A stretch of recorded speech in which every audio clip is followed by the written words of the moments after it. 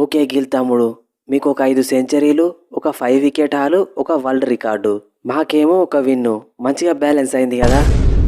Match గెలవనప్పుడు ఈ సెంచరీలు, 5 wicket హాల్లు, world రికార్డులు మేమేం చేసుకుంటాం? తప్పు కదా తమ్ముడు.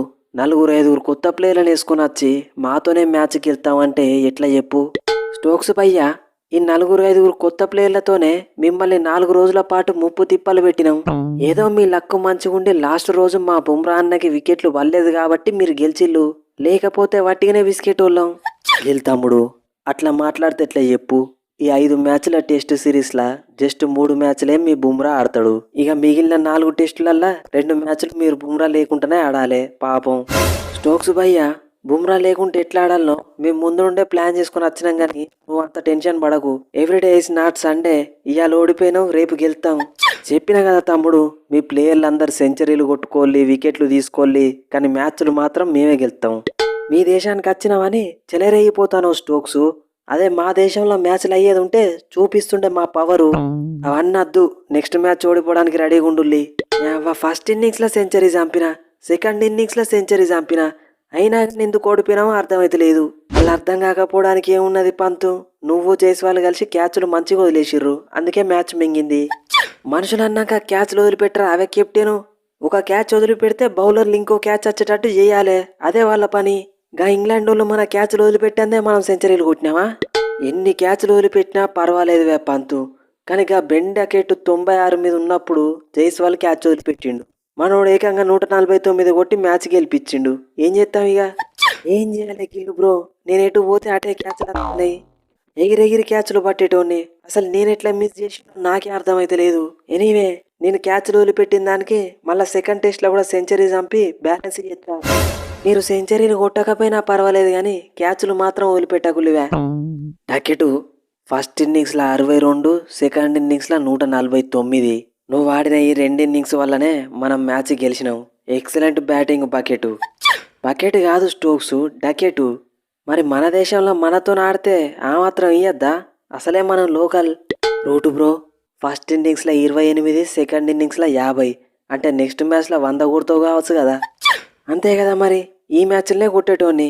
కాకపోతే సెకండ్ ఇన్నింగ్స్లో సరిపోయాన్ని రన్స్ లేవు. నెక్స్ట్ మ్యాచ్లో మనం ఫస్ట్ బ్యాటింగ్ చేస్తే మళ్ళీ సెంచరీ కొట్టాల్సిందే. ఈసారి నువ్వే కాదు రూటు, నేను కూడా సెంచరీ చంపుకుంటా. రాసిద్ కృష్ణ, సిరాజు, శార్దుల్ ఠాకూర్ మంచిగా ఉన్నది బౌలింగు. ఏం మాట్లాడతానో స్టోక్స్ భయ్యా? అదేదో మీ టీంలో జేమ్స్ ఆండర్సన్, స్టువర్ట్ బ్రాడ్ ఉన్నట్టు మీ దానిలో ఉన్నదేవలు? చిన్న పిల్లగాడు షోయబ్ బషీరు, కొత్త ప్లేయరు జాష్ టంగు, ఆల్రౌండర్లు కార్సు, వోక్సు.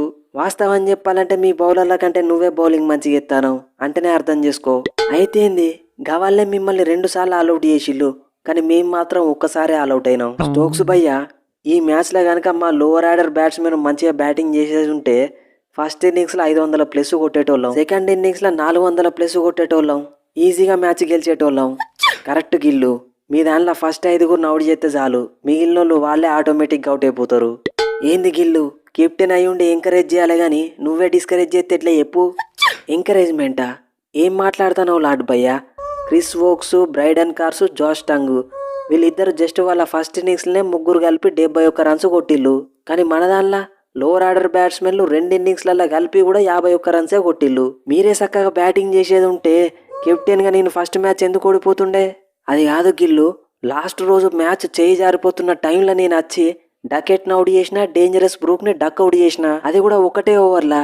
తర్వాత మిగిలిన బౌలర్లు కనుక సపోర్ట్ ఇచ్చేది ఉంటే మనం ఈ మ్యాచ్ గెలవకపోతుండేనా? అట్లా కాదు లాడ్డన్నా, నేను అనేది నీకు అర్థమైతే లేదు. నువ్వు ఒక 20-30 రన్స్ కొట్టుంటే మంచిగా ఉండేది కదా అంటానా. నీ ప్లేస్లో నితీష్ రెడ్డిని తీసుకునేది ఉంటే 30-40 రన్లు ఈజీ కొట్టేటోడు.